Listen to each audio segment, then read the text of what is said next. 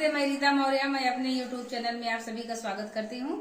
आज मैं आप लोगों को एक पैर रंगते समय का गीत सुनाने जा रही हूँ। दुल्हन के पैर रंगते समय का गीत सुनाने जा रही हूँ।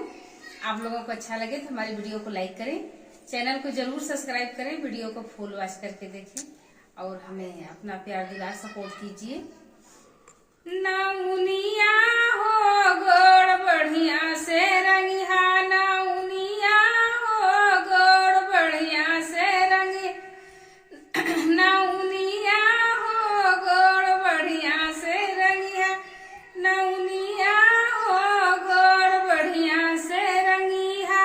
नौआ के देबै नौन सोने का अंगूठी, नौआ के देबै नौन सोने के अंगूठी, नौनिया हो तो के दुल्ही के पापा, नौनिया हो तो के दुल्हीन के पापा, नौनिया हो गोड़ बढ़िया से रंगिहा, नौनिया हो गोड़ बढ़िया से रंगिहा।